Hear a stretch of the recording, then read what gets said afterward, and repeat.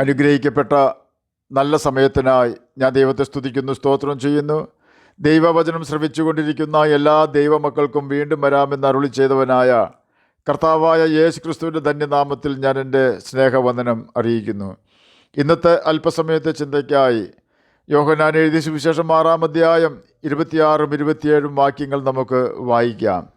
അതിന് യേശു, ആമേൻ ആമേൻ, ഞാൻ നിങ്ങളോട് പറയുന്നു, നിങ്ങൾ അടയാളം കണ്ടതുകൊണ്ടല്ല, അപ്പം തിന്ന് തൃപ്തരായതുകൊണ്ടത്രേ എന്നെ അന്വേഷിക്കുന്നത്.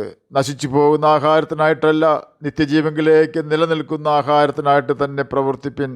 അത് മനുഷ്യപുത്രൻ നിങ്ങൾക്ക് തരും. അവൻ്റെ പിതാവായ ദൈവം മുദ്രയിട്ടിരിക്കുന്നു. അനുഗ്രഹിക്കപ്പെട്ട വേദവാക്യങ്ങളാണ് നാം കേട്ടത്. യോഹന്നാൻ എഴുതിയ സുവിശേഷം 6-ാം അധ്യായം 2-ാം വാക്യം തുടങ്ങുന്നത് അവൻ രോഗികളിൽ ചെയ്യുന്ന അടയാളങ്ങളെ കണ്ടിട്ട് ഒരു വലിയ പുരുഷാരം അവൻ്റെ പിന്നാലെ ചെന്നു എന്ന് രേഖപ്പെടുത്തിക്കൊണ്ടാണ്. യോഹന്നാൻ എഴുതിയ സുവിശേഷം 5-ാം അധ്യായത്തിൽ യേശു ഒരു കുഷ്ഠരോഗിയെ സൗഖ്യമാക്കുന്നുണ്ട്. മറ്റനേകം സൗഖ്യങ്ങളും യേശു നടത്തിയിട്ടുണ്ട്. എന്നാൽ 6-ാം അധ്യായത്തിലേക്ക് വരുമ്പോൾ 3 ദിവസമായി തൻ്റെ അടുത്തിരുന്ന് സുവിശേഷം കേട്ട ജനത്തിൻ്റെ വിശപ്പ് മാറ്റി വിടുവാൻ യേശു ആഗ്രഹിക്കുകയും 5 അപ്പവും 2 മീനും കൊണ്ട് 5000 പുരുഷന്മാരെ പോറ്റുകയും ശേഷിച്ച അപ്പം അനേകം കുട്ടകളിൽ ശേഖരിക്കുകയും ചെയ്തത് വിവരിച്ചിരിക്കുന്നു. യേശു എപ്പോഴെല്ലാം അത്ഭുതം പ്രവർത്തിച്ചിട്ടുണ്ടോ അതിനു മുമ്പോ പിൻപോ അവൻ ദൈവരാജ്യത്തിൻ്റെ സുവിശേഷം പ്രസംഗിച്ചിട്ടുണ്ട്. വചന ശുശ്രൂഷയ്ക്ക് ശേഷമാണ് മിക്കപ്പോഴും യേശു അത്ഭുതങ്ങൾ പ്രവർത്തിച്ചിട്ടുള്ളത്. അല്ലാതെയും അത്ഭുതങ്ങൾ പ്രവർത്തിച്ചിട്ടുണ്ട്.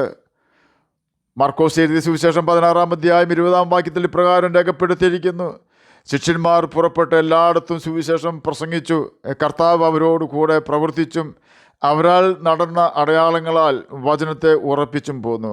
ഇവിടെ നാം ശ്രദ്ധിക്കേണ്ട കാര്യം, യേശു അത്ഭുതങ്ങളും അടയാളങ്ങളും പ്രവർത്തിക്കുന്നത് ജനഹൃദയങ്ങളിൽ ദൈവവചനം ഉറപ്പിക്കുന്നതിന് വേണ്ടിയാണ്, സ്ഥിരീകരിക്കുന്നതിന് വേണ്ടിയാണ്. ജനം കാണുകയും അനുസരിക്കുകയും ചെയ്യുന്ന അത്ഭുതങ്ങളും അടയാളങ്ങളും ദൈവമാണ് നടത്തുന്നത് എന്ന് ജനം മനസ്സിലാക്കണമെന്ന് കർത്താവ് ആഗ്രഹിക്കുന്നു. യേശു മശിഹയാണെന്ന് ജനത്തിന് മനസ്സിലാക്കുവാനും യേശു കാണാതെ പോയതിനെ തിരഞ്ഞ് രക്ഷിക്കുവാൻ ഭൂമിയിൽ വന്നവനാണ് എന്ന് ജനം വിശ്വസിച്ച് ജീവരക്ഷ പ്രാപിക്കുവാനും ആയിരുന്നു യേശുവിൻ്റെ അത്ഭുതങ്ങളും അടയാളങ്ങളും എല്ലാം. എന്നാൽ യോഹന്നാൻ എഴുതിയ സുവിശേഷം 6-ാം അധ്യായം 26-ാം വാക്യത്തിൽ യേശുവിനെ അന്വേഷിച്ച് വന്ന ജനങ്ങൾ 5 അപ്പം കൊണ്ട് 5000 പോഷിപ്പിച്ചപ്പോൾ ആ കൂട്ടത്തിലുള്ളവർ ആയിരുന്നതിനാലും അവർ അപ്പം തിന്ന് തൃപ്തരായെങ്കിലും 3 ദിവസം യേശു പ്രസംഗിച്ച ദൈവരാജ്യത്തിൻ്റെ പ്രസംഗം അനുസരിക്കുവാനോ തങ്ങളുടെ പാപങ്ങൾ ഉപേക്ഷിക്കുവാനോ യേശുവിൻ്റെ ശിഷ്യന്മാർ ആകുവാനോ തയ്യാറായില്ല എന്ന് മനസ്സിലാക്കിയ യേശു അവരോട് പറയുകയാണ്, നിങ്ങൾ എന്നെ അന്വേഷിച്ചത് ഞാൻ മശിഹയാണെന്ന് നിങ്ങൾ മനസ്സിലാക്കിയത് കൊണ്ടല്ല, പിന്നെയോ അപ്പം തിന്ന് തൃപ്തരായതിനാൽ അത്രേ എന്നെ അന്വേഷിച്ചത്. യോഹന്നാൻ എഴുതിയ സുവിശേഷം 6-ാം അധ്യായം 27-ാം വാക്യത്തിൽ യേശു തുടരുകയാണ്, നശിച്ചു പോകുന്ന ആഹാരത്തിനായിട്ടല്ല, നിത്യജീവങ്കിലേക്ക് നിലനിൽക്കുന്ന ആഹാരത്തിനായിട്ട് തന്നെ പ്രവർത്തിപ്പിൻ. അത് മനുഷ്യപുത്രൻ നിങ്ങൾക്ക് തരും. അവൻ്റെ പിതാവായ ദൈവം മുദ്രയിട്ടിരിക്കുന്നു. ഇന്ന് അനേകരും യേശുവിനെ അന്വേഷിക്കുന്നതും യേശുവിൻ്റെ അടുക്കൽ വരുന്നതും യോഹന്നാൻ എഴുതിയ സുവിശേഷം 6-ാം അധ്യായം 26-ാം വാക്യത്തിൽ യേശുവിനെ തിരഞ്ഞ് കണ്ടെത്തിയ യഹൂദന്മാരെ പോലെയാണ്. എന്നെ കേൾക്കുന്ന പ്രിയ ദൈവമകളെ, നാം അപ്രകാരമുള്ള വ്യക്തിയാണെങ്കിൽ നിരാശപ്പെട്ടു പോകുവാൻ സാധ്യതയുണ്ട്. നാം യേശുവിൻ്റെ സ്വഭാവം മനസ്സിലാക്കണം. യേശുവിൻ്റെ സ്വഭാവവും യേശുവിൻ്റെ പ്രസംഗങ്ങളും 4 സുവിശേഷങ്ങൾ നന്നായി വായിച്ച് പഠിച്ചാൽ മനസ്സിലാക്കുവാൻ കഴിയും. യേശു ക്രൂശിക്കപ്പെട്ട് മരിച്ച് 3-ാം ദിവസം ഉയർത്തെഴുന്നേറ്റ് 40 നാളോളം ശിഷ്യന്മാർക്ക് പ്രത്യക്ഷനായി ദൈവരാജ്യം സംബന്ധിച്ച കാര്യങ്ങൾ പറഞ്ഞുകൊണ്ട് താൻ ജീവിച്ചിരിക്കുന്നുവെന്ന് അനേകം ദൃഷ്ടാന്തങ്ങളാൽ അവർക്ക് കാണിച്ചു കൊടുത്തുവെന്ന് അപ്പോസ്തല പ്രവൃത്തികൾ 1-ാം അധ്യായം 2-3 വാക്യങ്ങളിൽ രേഖപ്പെടുത്തിയിരിക്കുന്നു.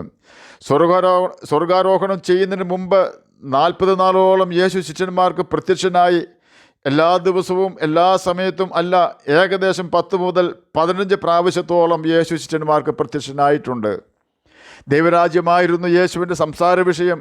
അതിൽ കുറഞ്ഞ ഒരു കാര്യത്തിനും യേശു പ്രാധാന്യം കൊടുത്തില്ല എന്ന് മത്തായി, മർക്കോസ്, ലൂക്കോസ്, യോഹന്നാൻ എന്നീ 4 സുവിശേഷങ്ങളിൽ നിന്നും നമുക്ക് മനസ്സിലാക്കുവാൻ കഴിയും. അതെ, ദൈവരാജ്യമാണ് നാം കാത്തിരിക്കേണ്ടത്. മറ്റെല്ലാ കാര്യങ്ങളും ഭംഗിയായി നടന്നുകൊള്ളും. മലയാളികൾ ഇംഗ്ലീഷ് സ്പീക്കിംഗ് രാജ്യങ്ങളിൽ കുടിയേറിയാൽ മക്കളോട് മലയാളത്തിൽ മാത്രം സംസാരിച്ചാൽ അനായാസം അവർ മലയാളം പഠിക്കും. അവിടെ ചെന്നതിന് ശേഷം ജനിക്കുന്ന കുഞ്ഞുങ്ങളുടെ കാര്യമാണ് ഞാൻ പറഞ്ഞത്. എന്നാൽ ഇംഗ്ലീഷ് നാം അവരെ പഠിപ്പിക്കേണ്ട ആവശ്യമില്ല. കാരണം ഇംഗ്ലീഷ് അവിടെ സ്ട്രീറ്റ് ലാംഗ്വേജ് ആണ്. അവരത് തനിയെ പഠിച്ചുകൊള്ളും. നാം ജഡത്തിൽ വസിക്കുന്നവരാകയാൽ ഭൂമിയിൽ നാം ജീവിക്കുമ്പോൾ ജഡത്തിന് ആവശ്യമായ കാര്യങ്ങൾ നാം അന്വേഷിച്ച് കണ്ടെത്തും. എന്നാൽ നാം ആത്മാവിൻ്റെ കാര്യത്തിൽ അത്ര കണ്ട് ഉത്സാഹിക്കുവാൻ നമ്മുടെ ജഡം സമ്മതിക്കുകയില്ല. ഇവിടെയാണ് പൗലോസ് പറയുന്ന പോരാട്ടം ആവശ്യമായി വരുന്നത്. ഒഴുക്കിന് അനുകൂലമായി നാം ഈ ഭൂമിയിൽ യാത്ര ചെയ്താൽ ഒഴുക്ക് എങ്ങോട്ടാണോ അങ്ങോട്ട് മാത്രമേ നമുക്ക് എത്തിപ്പെടുവാൻ കഴിയുകയുള്ളൂ. ഒഴുക്ക് താഴേക്ക് ആയിരിക്കുമല്ലോ ഒഴുകുന്നത്. ഒഴുക്കം രക്ഷപ്പെടുവാൻ കഴിയാത്ത വിധം സമുദ്രത്തിൽ എത്തിച്ചേരുകയും ചെയ്യുന്നു. അതുപോലെ തന്നെ നമ്മുടെ ജീവിതവും നാം താഴോട്ട് ഒഴുകി ഒഴുക്കിനനുസരിച്ച് യാത്ര ചെയ്താൽ ഗന്ധകം കത്തുന്ന തീ പൊയ്കയിൽ എത്തിച്ചേരുവാൻ ഇടയായിത്തീരുമെന്ന് ഓർക്കണം. ആകയാൽ യേശു തരുന്ന ഭൗതിക നന്മകളെക്കാൾ അവൻ തരുന്ന നിത്യജീവന് പ്രാധാന്യം നമുക്ക് കൊടുക്കാം. ഞാൻ എൻ്റെ അഭിപ്രായമല്ല, സ്വർഗത്തിലെ ദൈവത്തിൻ്റെ കൽപ്പനയാണ് ഇവിടെ പ്രസ്താവിക്കുന്നത്. നശിച്ചു പോകുന്ന ആഹാരത്തിനായിട്ടല്ല, നിത്യജീവങ്കിലേക്ക് നിലനിൽക്കുന്ന ആഹാരത്തിനായിട്ട് തന്നെ പ്രവർത്തിപ്പിൻ എന്ന് യേശു കർത്താവ് യോഹന്നാൻ എഴുതിയ സുവിശേഷം 6-ാം അധ്യായം 27-ാം വാക്യത്തിൽ നമ്മോട് കൽപ്പിക്കുന്നു. നിത്യജീവങ്കിലേക്ക് നിലനിൽക്കുന്ന ആഹാരത്തിനായിട്ട് നാം പ്രവർത്തിച്ചാൽ ആ ആഹാരം യേശു നമുക്ക് തരുമെന്നത് അവൻ്റെ വാഗ്ദാനമാണ്. യേശു പറഞ്ഞു, മുൻപേ അവൻ്റെ രാജ്യവും നീതിയും അന്വേഷിപ്പിൻ, അതോടുകൂടി ഭൂമിയിൽ നമുക്ക് ജീവിക്കുവാൻ വേണ്ട എല്ലാ കാര്യങ്ങളും നമുക്ക് ലഭിക്കും എന്നതാണ് കർത്താവായ യേശു ക്രിസ്തുവിൻ്റെ വാഗ്ദാനം. അവൻ വാഗ്ദത്തങ്ങളിൽ വിശ്വസ്തനും വാക്കു മാറാത്തവനുമാണ്. ആകയാൽ നമുക്ക് നിത്യജീവങ്കിലേക്ക് നിലനിൽക്കുന്ന ആഹാരത്തിനായി തന്നെ പ്രവർത്തിക്കാം.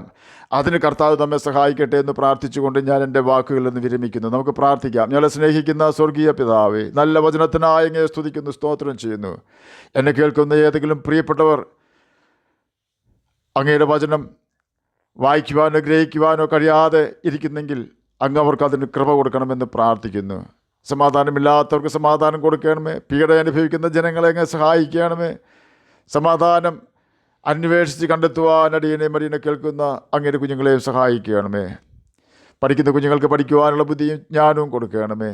അങ്ങയുടെ വചനം വായിക്കുവാനും ഗ്രഹിക്കുവാനും അതിന് പ്രകാരം ജീവിച്ച ജ്യോതിഷികളെ പോലെ തിളങ്ങുവാനും മടിയനെ കേൾക്കുന്ന അങ്ങയുടെ കുഞ്ഞുങ്ങളെയും സഹായിക്കണമേ. പ്രാർത്ഥന കേട്ടതിനായി സ്തോത്രം, യേശുവിൻ്റെ നാമത്തിൽ തന്നെ ആമേൻ. കർത്താവ് എല്ലാവരെയും അനുഗ്രഹിക്കട്ടെ. സ്തോത്രം.